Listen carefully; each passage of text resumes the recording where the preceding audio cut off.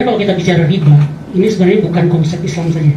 Ini konsep semua agama samawi. Agama samawi itu adalah agama yang agama dari langit, agama keturunan. Baik itu Yahudi, Kristen maupun Islam itu agama samawi namanya. Kedua-duanya melarang terkait dengan riba. Bahkan di Injil juga dilarang, di Al-Quran juga dilarang, sehingga kita mulai berpikir apa sih yang dilarang ini. Nah, kalau dalam Islam sendiri sebenarnya riba itu hanya salah satu dari 7 setidak-tidaknya yang dilarang. Apa itu? Terkait dengan transaksi. Ada unsur-unsur yang dilarang. Pertama itu kali adalah unsur yang dilarang dalam syariah Islam. Itu pertama ada namanya maisir. Ada yang tahu maisir? Maisir itu gambling. Gambling itu judi. Jadi itu possibility to gain dan possibility to loss. Jadi tapi nggak seimbang. Satu untung, bisa satu rugi. Nggak sama-samanya, itu sama. Yang kedua adalah, saya sebut unsur kenapa?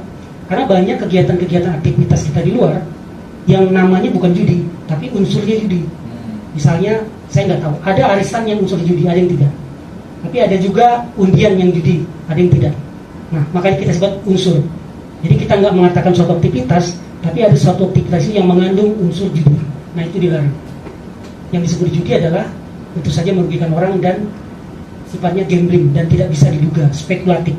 Termasuk misalnya lotre, undian, itu termasuk yang dilarang kalau dalam Islam. Kemudian yang kedua adalah aniaya.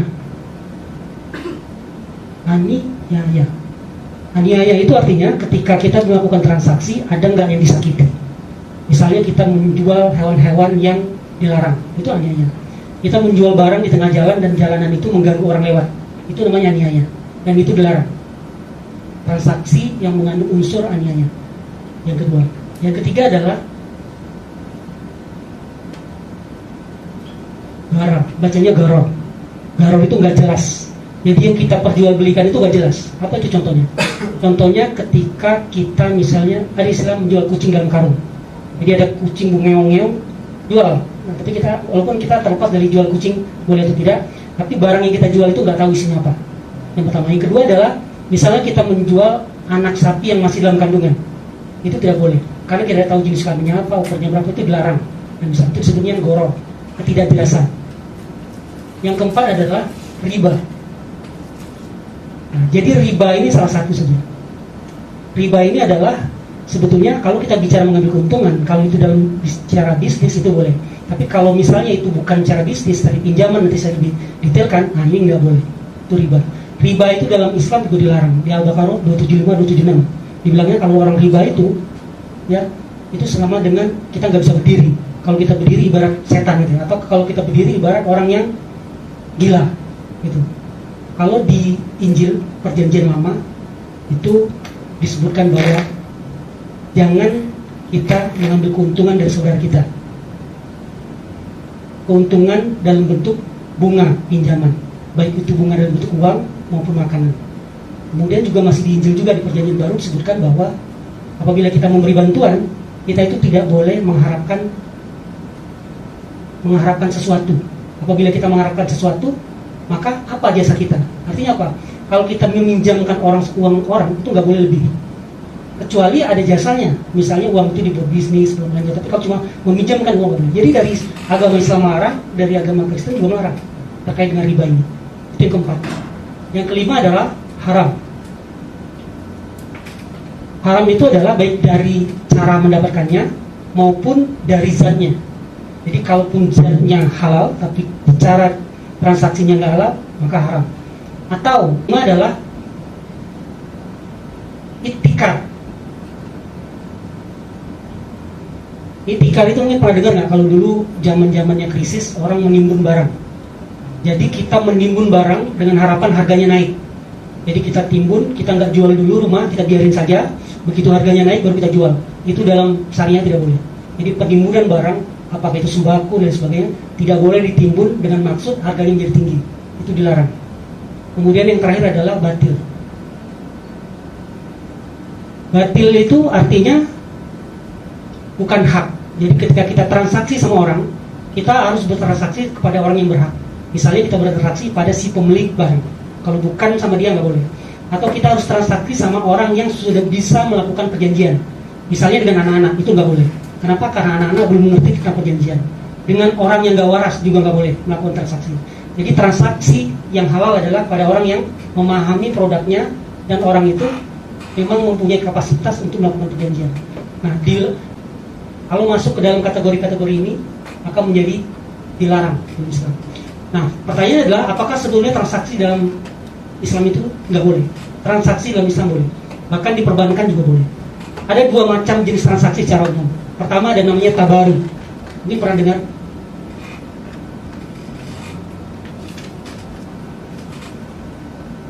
Yang kedua namanya tijarah. Ada disebutnya juga tijari. Tabaru ini mungkin teman-teman pernah dengar. Jadi kita melakukan transaksi pada orang, tapi kita tidak mengharapkan apapun, tidak mengharapkan keuntungan apapun. Namanya tabaru. Kalau istilah di Pemda DKI itu namanya semacam kayak bantuan, hibah, terus apa namanya, subsidi. Jadi cuma mengeluarkan saja. Dalam Islam sebenarnya ada namanya tabaru. Tabaru itu ada satu namanya, ada tiga macam. Pertama adalah qard. Yang kedua ada namanya arya. Pertama qard. Qard ini artinya pinjam meminjam uang. Jadi kalau kita pinjam uang itu tidak boleh ada kelebihannya. Itu karena dia masuknya ke dalam tabaru. Tabaru itu transaksi yang tidak mengharapkan keuntungan. Contohnya adalah qard. Kemudian yang kedua adalah arya. Arya itu pinjam meminjam barang. Saya pinjam barang A, kemudian pinjam barang B. Itu tidak boleh ada biayanya. Tapi sekarang dengan Islam kontemporer itu sekarang sudah mulai diperbarui. Ada pengembangan. Jadi ada juga kalau dulu kan, kalau ini istilahnya titipan. Jadi kalau kita nitip barang itu, kalau zaman dulu, zaman Rasulullah, kalau kita nitip onta, ya nitip saja, yang penting nggak boleh digunakan. Nah, kalau sekarang kita nitip sepeda, nitip motor kan bayar. Nah, tapi itu nanti ada hukumnya lagi. Tapi yang jelas pada awalnya itu merupakan tabaru. Jadi transaksi yang tidak memerlukan pembayaran. Sementara ada lagi namanya tijarah. Tijarahnya ada dua. Ada namanya NCC, ada namanya NUC. CC ini certainly kontrak yang pasti. Uncertainly, kontrak yang tidak pasti. Ada macam-macamnya. Pertama adalah natural certainly kontrak. Jadi kontrak ini pasti. Nah, salah satunya adalah namanya murabahah. Pernah ada yang dengar murabahah? Murabahah itu semacam jual beli. Jadi ada barangnya. Barang itu bisa langsung dibayar atau bisa juga nggak langsung dibayar. Pertama murabahah. Yang kedua adalah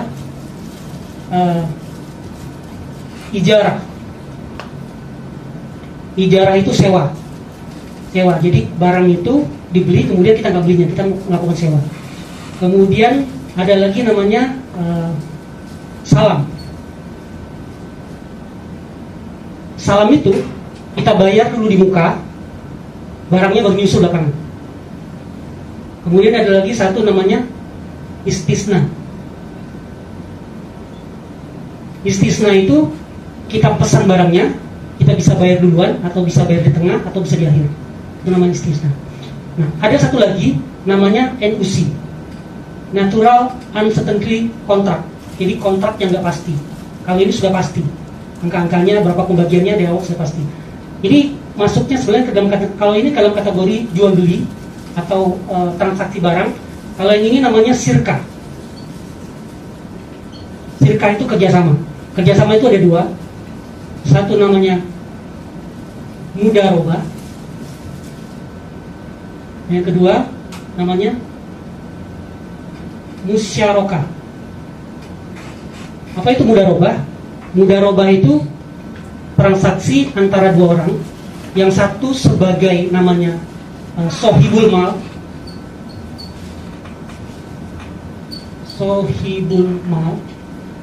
yang kedua sebagai mudarib. Sohibul mal itu pemilik dana, kalau mudarib itu orang yang mengelola. Jadi dua sisi. Kalau kita sebagai orang yang memasukkan uang di bank, itu berarti kita sebagai sohibul mal. Bank sebagai mudharib. Nah, apa konsekuensinya? Konsekuensinya adalah tergantung kontraknya seperti apa. Kalau misalnya dia titipan, maka itu titipan saja. Tapi titipan ada dua, namanya titipan amanah atau titipan domana. Kalau titipan amanah itu kita titipkan, bank tidak boleh ngapa-ngapainnya. Uang itu tetap, dan itu nggak apa-apa. Atau titipan namanya domana. Boleh kita titipkan ke bank dan bank boleh melakukan mengelola anggaran kegiatan itu. Itu kalau kita dari sisi sebagai sohibul mal. Tapi bisa jadi bank juga sebagai sohibul mal. Apa itu? Kita nggak punya uang, kita datang ke bank. Kita mau bikin usaha nih, nggak punya duit, datang ke bank. Bank ngasih usaha, ngasih uang. Maka nanti ada pembagiannya, karena uang itu uang perbankan. Nah, dalam mudharabah ini nanti ada pembagian keuntungan. Keuntungannya adalah untungnya itu dibagi berapa persen. Misalnya bank yang punya modal, saya kan cuma punya tenaga. Kalau rugi bagaimana? Kalau rugi, yang rugi hanya bank. Kita yang minjem nggak rugi. Jadi kerugian hanya ditanggung oleh bank. Itu kelebihannya kalau dari sistem syariah. Kemudian yang kedua adalah namanya musyarakah. Kalau musyarakah itu saya punya uang, punya 200 juta. Saya cuma punya uang 50 juta. Saya perlu 150 juta kan? Berarti saya kerjasama dengan bank, sirka. Kerjasama dengan bank mengeluarkan 150 juta. Berarti jadi usaha itu milik bersama. Jadi saya dengan bank adalah pemilik usaha. Kalau mudharabah, pemiliknya tadi perbankan sebenarnya, karena dia punya modal. Nah, kalau musyarakah, pemiliknya berdua. Konsekuensinya apa? Konsekuensinya adalah pembagian dari hasil usaha itu. Usahanya tergantung berapa kita memberikan modal, maka nanti itu menjadi pertimbangan hasil usaha itu dibagi berapa persen musyarakah. Untuk ijarah ini kan sewa. Tapi ijarah dengan ada namanya apa sih Islam kontemporer. Ijarah ini dikembangkan lagi. Ijarah itu namanya sewa menyewa. Tapi ada lagi namanya ijarah INBT, muntahiyah bitamlik. Jadi apa maksudnya? Jadi bank ketika dia membeli suatu rumah kemudian disewakan kepada kita membayar sewa plus sambil membeli. Jadi pada akhirnya walaupun kita awalnya sewa, lama-lama membeli dengan cicilan itu. Kalau kita di sini di dinas perumahan ada yang namanya sewa beli. Jadi kita nyewa juga, tapi pada akhir masa perjanjian nanti itu jadi milik kita. Itu namanya ijarah muntahiyah bitamlik. Nah, untuk musyarakah, kalau tadi kan dananya berdua, jadi dana kita sama dana bank. Tapi ada lagi pengembangan dari produk ini namanya MMQ. MMQ itu mumtana kisah. Jadi artinya kalau tadinya itu milik berdua, kan barang sudah dibeli atau rumah sudah dibeli, milik saya sama bank. Tapi dengan cicilan itu lama-lama porsinya bank hilang, lama-lama jadi milik saya. Nah, itu namanya musyarakah yang sudah dikembangkan. Nah, Bapak Ibu, dari dua hal ini maka kita baru masuk ke dalam bagaimana transaksi kita di hunian terjangkau milik HTM. Nah, kalau di HTM, saya garis dulu, hunian terjangkau milik itu prosesnya pertama adalah pemerintah DKI Jakarta, Pemprov, itu memiliki dana. Dananya itu disalurkan kepada BLUD. Nah, penyaluran ini kita yang waktu kita dapat 350 M itu ada suratnya. Itu sebenarnya namanya titipan yang boleh digunakan. Jadi titipan yang boleh digunakan. Karena titipan itu ada dua, wadiah amanah dan wadiah domana. Ini wadiah amanah, wadiah domana. Kalau wadiah amanah itu ketika pemerintah memberikan uang kepada kita, berarti kita nggak boleh apa-apain, cuma nitip saja. Tapi kalau wadiah domana, dia titipkan kepada kita, boleh kita kelola. Nah, kita yang waktu mendapatkan 350 M itu masuknya ke dalam domana. Kenapa? Karena dalam surat SK itu disebutkan bahwa uang ini digunakan sepenuhnya menjadi tanggung jawab Badan Layanan Umum Daerah, BLUD. Nah, pertama, uangnya sudah di BLUD. Setelah di BLUD, kemudian uang itu kita bayarkan kepada perbankan, kan? Pada bank. Kalau ini namanya sirka. Sirka itu kerjasama, jadi belum ada jual beli, tapi baru sirka. Sirka itu kerjasama. Sirka itu berarti maksudnya ini. Kemudian antara BLUD dengan bank, ini yang kita melakukan transaksi ke bank. Masyarakat membayar ke bank. Yang didapat oleh masyarakat itu uang atau barang. Biasanya kita nih mau beli rumah atau mau beli mobil, kita datang ke bank. Harga rumahnya itu 1 miliar. Kita suruh bayar DP 100 juta. Berarti kurangnya 900 juta. 900 juta dari perbankan itu kita diberi rumah seharga 900 juta atau kita beri uang? Itu tergantung akadnya. Kalau akadnya uang, itu yang dilarang. Itu masuknya ke dalam riba. Tidak boleh. Kalau misalnya akad kita dengan bank 900 juta itu adalah uang, maka itu tidak boleh. Yang boleh adalah 100 juta, lalu bank mencari rumah seharga 1 miliar. Dia beli rumah 1 miliar itu, dari 1 miliar itu dia sampaikan kepada kita, ini rumah harganya 1 miliar. Dari 1 miliar ini saya akan jual kepada Anda 1,5 miliar. Dari 1,5 miliar ini mau nyicil berapa tahun? Kalau misalnya 10 tahun 1,5 miliar. Kalau 20 tahun 2 miliar. Kita mau apa enggak? Jadi dari awal akan disebut. Jadi dari awal pun kita sudah sepakat, sudah tahu. Oh, harga rumah 1 miliar. Kalau 10 tahun 1,5 miliar. Dari 1,5 miliar ini mau cicilannya berapa? 10 tahun berarti sekitar berapa nih? Nah, jadi dari awal itu kita sudah tahu sampai akhirnya itu berapa, dan tidak ada floating. Nah, bedanya dengan konvensional sekarang, itu konvensional itu biasanya pertama bank itu tidak memiliki barang, jadi dia nggak beli itu barang, jadi dia menjual uang atau menawarkan uang. Nah itu yang nggak boleh. Nanti ketika kita kerjasama nanti dengan bank, kalau yang sekarang kita jalankan seperti itu. Jadi sebenarnya perbankan sekarang ini belum membeli unit itu. Nah itu yang menjadi persoalan. Ketika nanti kita kerjasama, bank harus membeli unit itu dulu. Setelah jadi miliknya, baru boleh dia transaksi. Maka ini masalah garar, masalah riba, haram itu lewat. Kenapa? Karena barangnya sudah barang bank, kemudian barangnya ada. Kemudian dari awal juga sudah disebutkan berapa keuntungannya bank itu, berapa cicilan ke depan sudah itu. Nah untungnya kita, meskipun kita belum masuk konsep syariah, tapi kita pertama bunganya tetap untuk HTM. Karena bunganya tetap, maka dari awal sebetulnya masyarakat sudah tahu berapa yang harus dibayar. Hanya ini tidak diakatkan saja.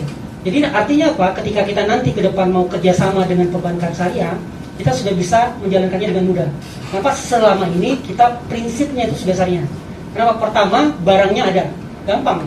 Kalau tadinya perbankan kita kasih uang, mungkin uangnya belum dia belikan ke rumah, kemudian dia transaksi ke bank, kita tinggal membalik saja. Sebelum dia akad, rumah harus dibeli oleh bank dulu. Nggak masalah, kita kan sudah ada, jadi aman. Kemudian juga terkait dengan bunga, sudah jelas 5%. Dari awal pun, karena 5% kita udah bisa hitung semuanya, totalnya berapa nanti? Totalnya misalnya dari harga rumah 200 juta, setelah dicicil sedemikian rupa, kita hitung cicilannya tiba-tiba menjadi 300 juta. Maka dari awal kita sebutkan saja, kita menjualnya 300 juta, kita cicil sebenarnya, jadi nanti jatuhnya sama. Teman-teman MBR yang nyicil selama ini 1,5 juta, ya sekarang tetap 1,5 juta. Cuma dari awal kita sebutkan, akibat dia nyicil 1,5 juta itu selama 10 tahun, berapa totalnya? 300. Nah, kami menjual rumah ini 300, bukan 200. Nah, sejak awal seperti itu. Nah, ini konsep dari antara BLUD ke bank itu bisa disebut sebagai sirka juga. Bukan jual beli, tapi sirka. Kita modalnya dari kita. Jadi kita sohibul mal. Sohibul mal itu jadi kita pemilik modal, kita sampaikan kepada perbankan yang membeli rumah ini. Maka kita berhak mendapatkan pembagian dari margin itu nanti. Kenapa? Karena modalnya di kita. Nah, tapi ininya lagi yang nanti akan kita ubah. Kalau selama ini resikonya ada pada bank, dalam Islam nggak boleh. Resikonya harus pada pemilik modal. Jadi kalau kita rugi, terjadi sesuatu nanti kita nggak. Kalau kemarin kita namanya kerjasamanya namanya executing. Executing itu seluruh resiko ada pada bank. Padahal kita pemodal 100%. Itu nggak boleh. Dalam Islam karena kita pemodal 100%, ketika terjadi kerugian maka kita yang menanggung. Nah itu nanti yang perlu kita ketahui. Kemudian MBR, dari MBR ke masyarakat. Nah ini nanti yang harus masuk ke dalam konsep apa? Ada tahu? Jual beli antara MBR dengan bank. Maksudnya mana? Murabaha. Dia masuknya nanti ke murabaha.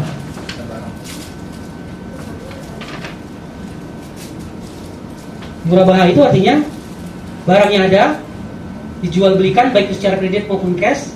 Nanti akan ada, kita menyebutnya margin. Kalau dalam itu namanya apa ya? Bagi hasil. Ada bagi hasil. Jadi dia murabaha, jual beli. Kemudian antar bank dengan developer. Antara bank dengan developer masuknya ke murabaha. Kenapa? Karena dia membeli barang. Jadi setelah dia beli barang yang menjadi milik dia, baru dia melakukan murabaha lagi kepada MBR. Jadi nanti kontaknya akan banyak. Jadi sebenarnya intinya seperti itu. Apa yang ingin saya sampaikan adalah kalau kita mengetahui konsep ini, kemudian nanti juga kita ketika ada pertanyaan dari masyarakat, kita juga paling tidak sudah tergambar. Nanti juga ketika kerjasama, nanti mungkin ketika kita kerjasama dengan bank syariah, teman-teman yang sudah tahu konsep seperti ini, kita mulai menyesuaikan, udah sesuai atau enggak. Jangan sampai ada istilahnya syariah kamuflase. Syariah kamuflase itu judulnya aja syariah, tapi ternyata di dalamnya nggak syariah. Itu kita nggak dari. Kenapa? Karena entah kita capek-capek saja merubah program, tapi kita tetap dosa juga kan. Mungkin demikian dasar-dasarnya teman-teman. Kalau ada yang didiskusikan, saya persilakan. Kalau ada kata-kata yang salah, saya mohon maaf. Wabillahi taufiq wal hidayah. Assalamualaikum warahmatullahi wabarakatuh.